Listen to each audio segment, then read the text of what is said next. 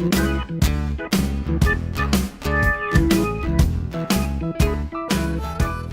good morning and welcome. Welcome. It's a beautiful Wednesday morning, March 15th today. Yes, it is. The Ides of Trump. This is the Ides of Trump. Yes. Trump. I'm Jerry Danielson. I'm Brad Mendelson, and this is our very first episode of our video podcast. Our video podcast called Desperate Times. Desperate Times. What democracy looks like. Ta-da!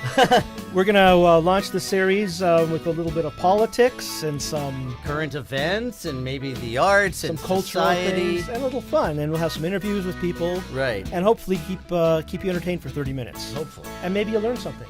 Maybe you'll learn something. And maybe we'll learn something. Maybe we'll learn something. It's a journey we'll take together. Very good. So welcome to Desperate Times. And I think today we'll talk about minority rule. We live in a minority rule country, Jerry. We do. I mean, when you look at what happened in this election, with Trump winning the Electoral College and Hillary winning 3 million more popular votes. That's right. We have a president who was not elected by the majority, and we have a House of Representatives that is elected through very specific gerrymandering of districts. That's right. And it's also minority rule because 50% of eligible voters didn't vote in the last election in the first place. They don't vote. They don't vote. They don't vote. It's not, So they could have voted and they thought, well, Hillary's going to win anyway, so I might as well just not vote. So basically about 25% of the population voted for Trump. And out of that 25%... No, 50% of the population, eligible voters, have voted, and less than half of those people voted for Trump. But what percentage of that is to the total population? 350 million Americans. Right. 12% of Americans. So, yeah. If you count children and parents. Yeah, right. It's probably somewhere between 12 and 17%. We should have done a little research ahead of time, but that's the amount of people who have voted for Trump. Right. And the rest of us, some of those who didn't vote might have been Trump supporters, but a majority weren't. And now we are subjected to something, the laws that Congress is trying to pass. Right now they're trying to shove this new health care thing down our throats. Right. It looks like it might fail, which would be great. Well, there's a lot of people on the right side who don't think it goes far enough to the right. They want to throw everybody off the insurance doles. Right. And then, of course, the people on the left don't like it at all. Right. Although I did hear something interesting on the radio this morning. The Covered California people say there are parts of it that they like. Well, they like the part that increases competition. Okay. That's the only part. They think that's really good. Right. But they're not happy with anything else with it. So that would mean why not just fix Obamacare and add those good parts to that and take away the bad parts instead of dismantling this whole bureaucratic structure and then reassembling something worse? Absolutely. And I think the Democrats should be working on a repair Obamacare bill on their own. They should be. And then they can they say, look, you've got this mess, but here's how we feel we can fix this bill and get the support of the public. But nobody knew healthcare was so complicated. Nobody knew. But actually, people did know. The Republicans have tried to come up with an alternate. They wanted to repeal and replace. They were fine with 60 votes of repeal, and they've had 7 or 8 years to come up with a replacement, and they still haven't. The ironic thing is, the individual mandate, which all the Republicans suddenly hate, is a Republican concept. Absolutely. Put forward by the Heritage Foundation in 1989, right, saying that, everybody should be obligated to buy insurance because that's the way we're going to, make the insurance pay for everybody, and we're not going to have people going into emergency rooms. And they used as an example how there are seatbelt laws. Right. And everybody has to use a seatbelt. It's for the overall good. And nobody complained, oh, that's government nanny state stuff. Absolutely. I mean, we have government has a responsibility for the public welfare. It's in the Constitution. Right. And I think that, one thing that I think it really annoys me is issues of public safety and public health cannot be worked on by the private sector. As well as civil rights. That can't be a state's issue because... That's right. Because you have to have that as our country's rules regarding voting, regarding Absolutely. LGBT. Well, look, free enterprise system is great, but it only cares about making a profit. It doesn't care if you get better or get sick or get healthy. So the oligarchy is winning right now. It seems like these new laws, I mean, the people who benefit the most regarding the healthcare thing, if you read about it, of course, is the corporations and the richest people. Right. The poorest people always lose the most because they don't have they don't have anything to spare. There's that story about somebody who makes $28,000 a year and $14,000 of it will go to health care. Right. It's crazy. I mean, obviously, I think we both are in agreement that we should have single payer, universal health care, Right. universal Medicare, whatever you call it. And I think we're probably on the road to that because it seems to me more and more people are realizing. Are buying into that They're idea. buying into that They were theory. afraid of this big government thing with Obamacare, and it turns out there weren't death squads. Although now, more people with 24 million people going off of the healthcare rolls with the new plan in 10 years, that's worse. Oh, yeah. Well, look, it started in 2009, 2010 when they were passing these health care laws, the Obamacare as it's called, the Affordable Care Act. And the Tea Party rose out of the lies, really, that the Republicans were saying about Right. it. Socialism, it's death squads, Right. it's terrible, Obama's it's a gonna- government takeover. Obama's going to tell you He's what going to you can- take away our guns, Ugh. and everybody was buying ammo. Well, you the know. Tea Party was, you know what the Tea Party was about, don't you? It was about opposing our first black president. It seems like that was a big part. I was of at it. a Tea Party rally. I actually took photographs of some of these Oh, really? signs, and they went out here in 2010. Okay. It wasn't about taxes, and even if it was, Obama hadn't raised anybody's taxes. He hadn't taken away anybody's guns, but it was all anti-Obama. And they really had nothing to worry about because Obama turned out to be good for these people. He was very moderate. He was not an excessive No. left-winger. But out of the Tea Party, we have Trump, really. I mean, you can really trace his roots. But back it to worked. that. So now the protests that are going on now are reminiscent of the Tea Party, except I feel like there's more energy now than the Tea Party. Well, there's had. more energy because we have real issues. We have real substance to what our complaints are. Right. We're not just making stuff up because there's an orange president now. Yeah, you know? I mean, I hate orange. That's to be determined whether an orange presidents are good or not. I don't know. The orangutan in office. But yeah, I think you're right. I think our protests are bigger and they're powerful.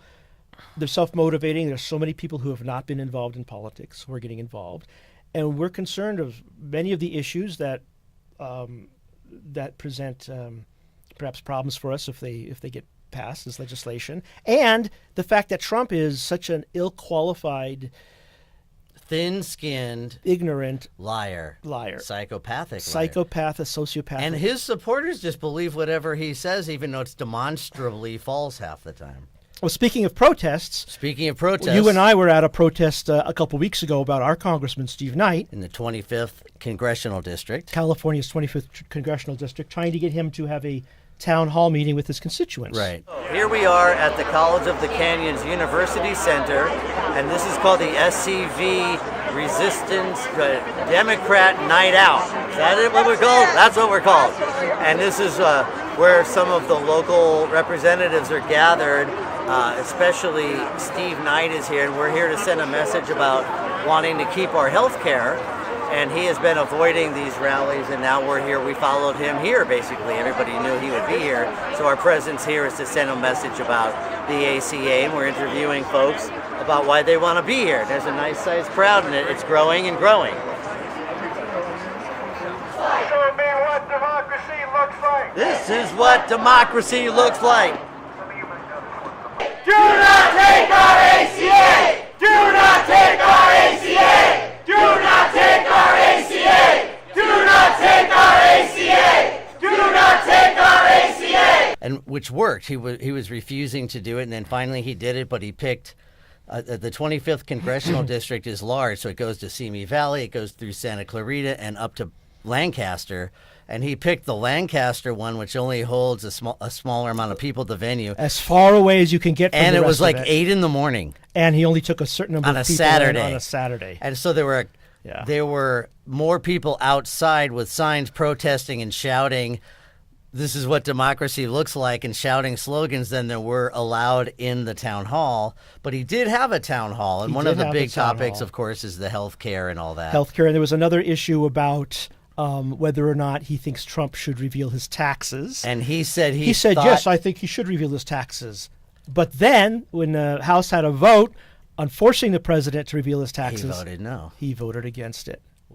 He lied. Surprise. I know. Contradictions. And he was just on TV last night. They were pointing that out because the Trump people are saying it's only the media who cares about Right. seeing the taxes. But all these thousands of people protesting, the media is reflecting the groundswell of public opinion.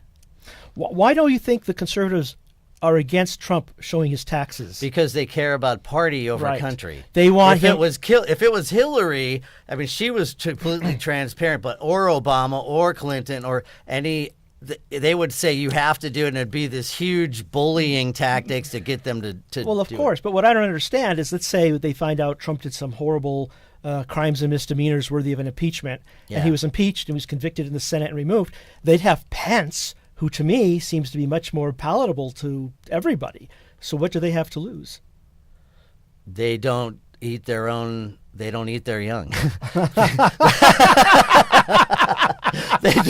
they just they stick up for each other. And now Breitbart posted that thing about Paul Ryan saying some negative stuff about Trump. Right. And Paul Ryan's like, oh, that doesn't matter. But why are they go against each other? Before the election, everybody was saying they thought Trump would lose, and they were going to talk about how the Republican Party would be in complete disarray. Right. But since he won, there's this illusion that they're now united. That's right. But they're still not united. Our leader may be a fascist, white supremacist idiot, but we're going to pass all the stuff we want to pass. They're going to try to slam through the stuff they can, and they're having more problems than they thought they would. Problems both with their in-house party, with their fellow Republicans, and with the public. Right. Because it's only a minority in the House of Representatives that actually wants to dismantle all government and go anarchist. And that's what Trump seems to want. That's what Breitbart seems to want. But there are Republicans that don't want that actually believe government. There has to be some government. There has to be roads and stoplights and all, there has to be something. Well, I mean, Infrastructure. right. They're not minimalist government. They're anarchists. They don't want anything. Right. F you, we don't want to be told what to do, even if it's for the benefit of everybody. So when I called Steve Knight's office, I talked to his spokesperson and told him I'm against, this was a couple of weeks ago, I'm against this overhaul of Obamacare because, and particularly the pre-existing condition, which I think they're going to try to keep. And I told them my story of my wife having cancer, and if she loses her health care, she's going to have a pre-existing condition for the rest of her life. Right, She's exactly. had cancer. Exactly. And I don't want, I'm a constituent. I don't want him to vote for it. And the guy told me, well, in California it works pretty well, but in other states it doesn't work very well. And there are states that there's only one choice, and he believes it needs to be like that. And I go, I know, but he's our representative. This is California. You just told me it's working in California. Right. The 25th district is in California. You just said it's working. Who's going to represent us if he's not? So this is breaking news. Congressman Steve Knight of the 25th District, California, admits that the Affordable Care Act is working in California. But he feels like he should vote against it because of people in other states. That's the representatives of the other states' job. That's He's their problem. supposed to represent us. It's also working great in Kentucky, where they had that KY Connect Care, Right. whatever. And I remember Mitch McConnell, when he was up for election, he said, "Oh, that's just a website," not acknowledging the power and the benefits that the citizens of that state got. People said that they hated Obamacare, but they liked the Connect thing. Right. And it's the same Exactly thing. It's the just, same thing. People were discovering that the Affordable Care Act and Obamacare are the same thing. Like, they didn't know that. They would say, I like the Affordable Care Let's Act. get rid of let's Obamacare. get rid of That's socialist, Obamacare, yeah. but let's keep the Right. Affordable Care Act. Right.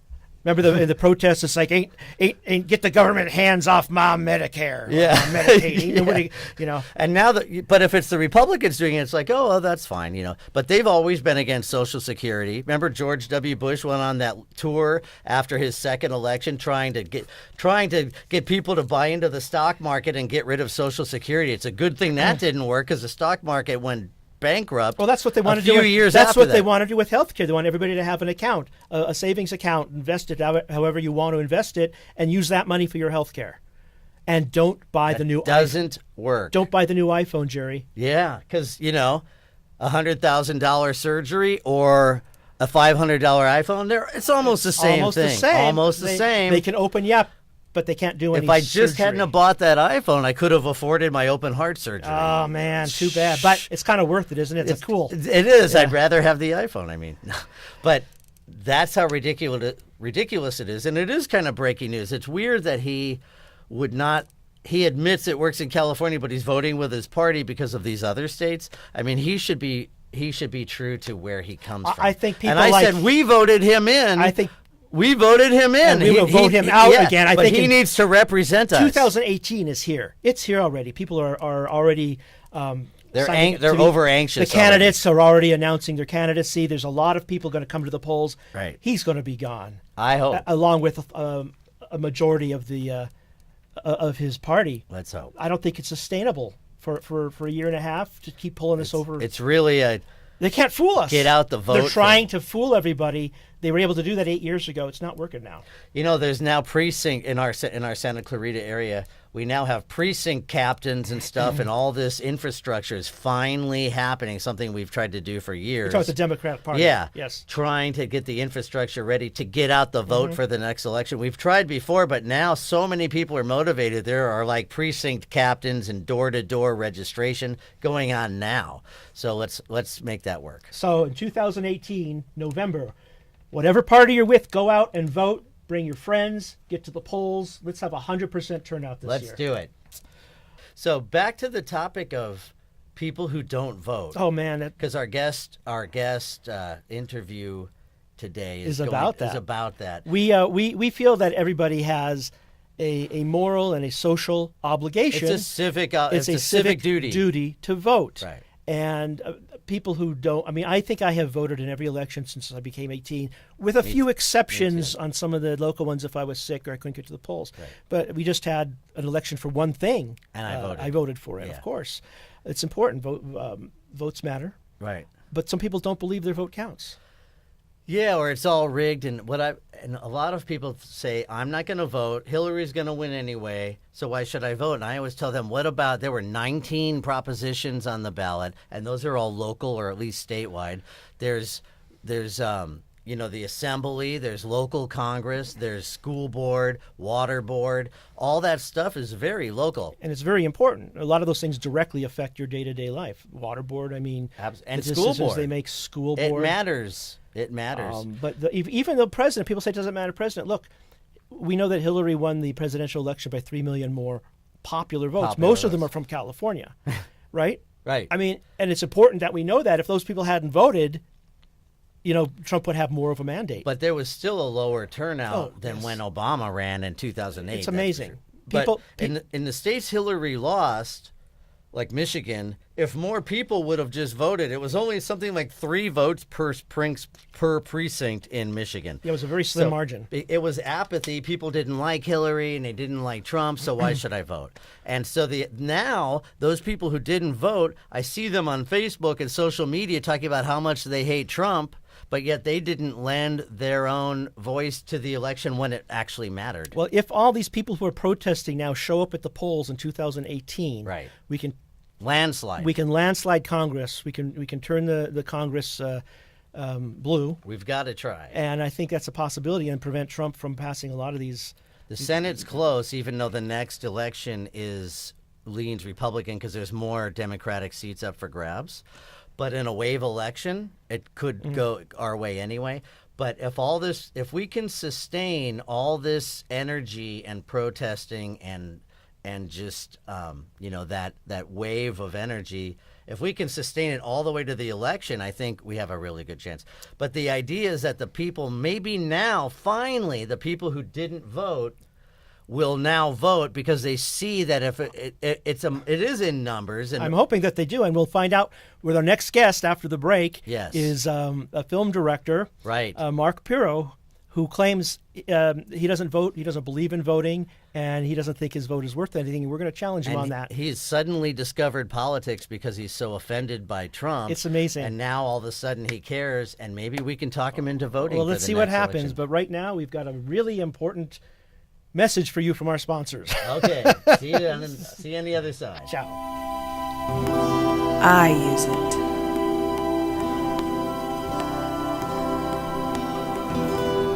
I use it. I use it. I use it. may cause swollen, black, or hairy tongue, changes in the shape or location of your nipples, oozing from your eyeballs or ears, and excessive bleeding that will not stop. Discontinued use of your testicles, exhibit strange odors or colors, or if you become paralyzed. Other reactions may include sores or swelling in your rectal or genital area, blue lips or fingernails, purple spots on your skin, white patches inside your mouth, and mushroom-shaped objects sprouting from your rectum. Some patients exhibit swollen egos, smaller wallets, confusion, talk show radio addiction, and unwanted subscription to cosmetic spider web essays. Brain cells might flatten along with your pulse. Call your doctor immediately if you become engaged in unusual risk-taking behavior. If you experience hallucinations, fuzziness, irritability, or intense anger at Seth Rogen movies, seek emergency medical attention. If you're coughing up vomit that looks like coffee grounds, have irregular back and forth motion of your eyes, notice teeth growing out of the sides of your cheeks, or bowel movements that appear to be changing shape, nerve pain lasting several weeks or more may be an indication that you need much more expensive medication. Consult your doctor or pharmacist immediately if you experience any of the following: unsightly spiritual decay, problems with periods and exclamation points, sudden tragedy, correlation, political ads, armpit farts. Welcome back. We're here with filmmaker Mark Pirro, whose credits include Polish Vampire in Burbank, Curse the Queer Wolf, Buford's Beach Bunny, Rage of Innocence. Death Row Game Show. What else? What have we missed? Colorblinded, Curse of the Queer Wolf, Rectuma, God Complex. Thank you. Complex. So he's got a lot of films out there. And my newest one coming out, Celluloid Soul. Cellular Soul. Sell Your Soul. Celluloid Soul. Celluloid Soul. Say Which that I'm 5 writing the music to. Are you really? Wow, cool. Yes, and he So- did the music to my previous film, so we have a history. We have a history. Of course, So- we have a history. You have a We have a history, yes. So we go back, and our topic that we were leading into is voting. We were talking about voting. But first, I want to get your take, just a general picture Yeah. of what's going on with Trump. What's going on with Trump? Well, I think this is probably the most embarrassing period of American history in my lifetime. I never thought we could do worse than George W. Bush. But then again, I didn't think we could do worse than Roger Moore as James Bond. so you know, I didn't think that either, actually. So so as you get Daniel Craig, you get Donald Trump. It's just the way this world is going. So I basically say, when you say it can't get any worse, well, guess what? It can. Don't always jinx get it by worse. saying that. Right. The Titanic will never sink. That's right. Yes. Exactly. So we were discussing in our other segment how a lot of Americans just did not get to the polls and vote. And a lot of them probably would have voted for Hillary.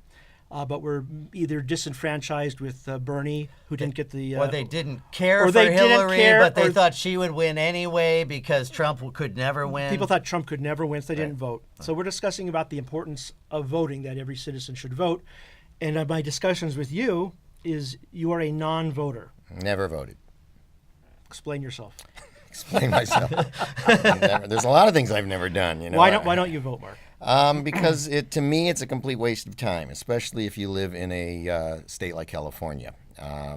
We're very democratic. Trump had a less than 1% chance of winning this state, so therefore, it's sort of like it's like putting a thimble of water in the LA basin to help the drought. You see what I mean? It's like if I lived in a swing state, I'd probably think a little differently. If I didn't mind getting called for jury duty, I'd probably think a little differently too. But I'm like a free space on a bingo board. I'm there, but you need me when I'm around, but you don't need me, and that's kind of my Now, it's attitude. interesting you mentioned that, because in California, the jury duty, people who are called for jury, they get them two ways. They get them from voter registration. They also get them from licensed drivers. I understand that too, but the thing is it's like 2 lottery tickets versus 1. So you see, it's like you're in a bigger pool if you're part of that. In fact, they start with the registration, the voter registration, and then move into the driver's license. Okay, so let me get this straight. Anyway, I haven't done jury duty. You are refraining from committing to yourself to do one civic duty so you don't have to do another civic duty. Well, that's not the main. The major thing is it's just something that's never concerned me. Well, there's other reasons to vote, Jerry. Okay, so let's eliminate the idea of California being the Electoral College and the presidency. There are local issues on ballots, like there were 19 propositions this last election. Where you live, you have a state assembly person, you have a Congress person, there's water board, there's school board. Those local things, they count the votes, and then whoever gets the most amount of votes wins.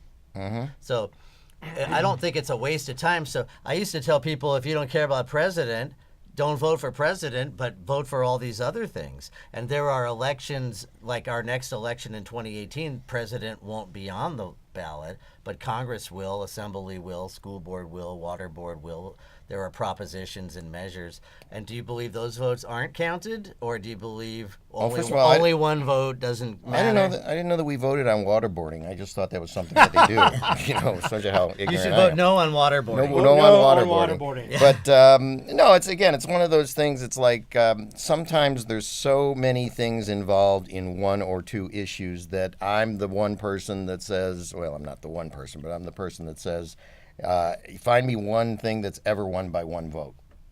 If you could show me that. There have been a lot of elections that have been very close. No, I said one vote. I'm not saying very close. I'm not saying 10 votes. I'm not saying 5. But we don't win we don't vote by one person doesn't decide it. It's a mass of those one votes I together. understand. Remember, that. Florida was 534 let me put it this way. votes for Bush. I'm You said you didn't like George W. Bush, and Florida was 534 votes. But I'm not 533 people. No, but So- if you and 533 people who I- felt as you I do understand that. went to the polls. Right. You should be talking to them, though. Because here's the thing. If I'm casting a movie and I need 1,000 extras, and I say I want 1,000 extras, and they say we can only get you 999, I would say, I can't do it. It doesn't work for me. I got to have 1,000 extras. Well, we can get you 9. You see what I'm saying? It's like, okay, give me 999. I'll be fine with those.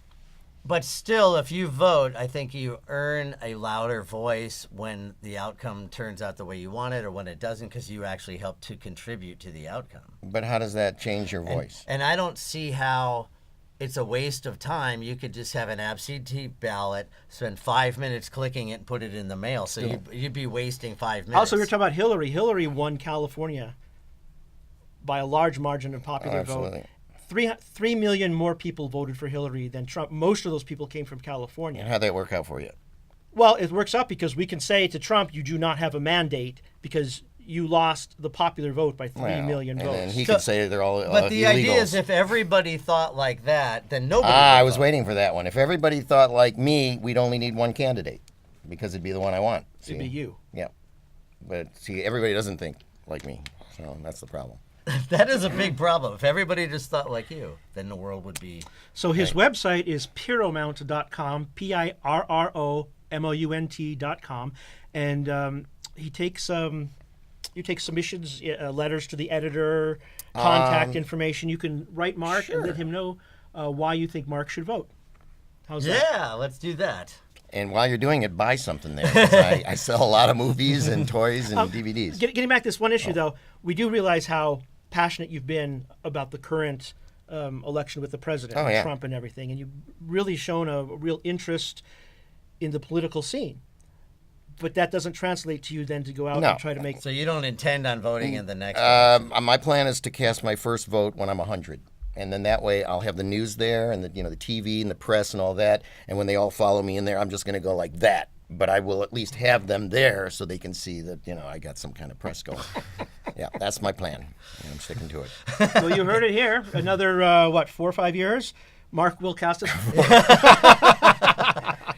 I forget my age. You're going to run out of fingers. I know. Well, thank you for your chat with us today, Mark, and Happy good to- luck with all your endeavors and your movies. My thanks for pleasure. coming. Thank you for having me. And we'll be right back to finish up our show in a moment. Goodbye. Hi, we're back. We're back. And so we had a fun show today. We talked about being a Minority rule. minority rules country, We talked about people who don't vote. and we We talked about our local congressman, Steve Knight, and the healthcare, what's going on with Debacle. healthcare. The debacle. so one thing we have left is the lie of the week.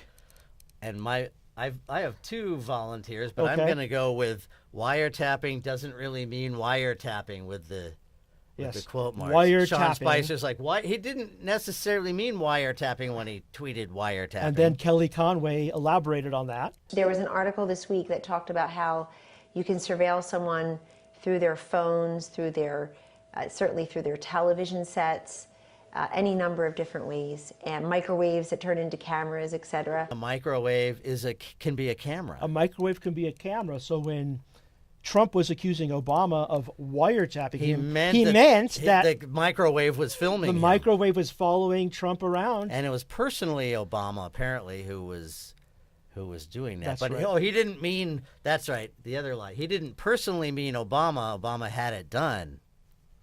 And the runner-up would have to be my health care plan will cover everybody. Nobody will be left out. Right. Doesn't matter what the cost. Everybody's got to be covered. This is an un-Republican thing for me to say, because a lot of times they say, no, the lower 25%, they can't afford private. But universal health care. I am going to take care of everybody. I don't care if it costs me votes or not. Everybody's going to be taken care of much better than they're taken care of now. Yeah, and of course that's not.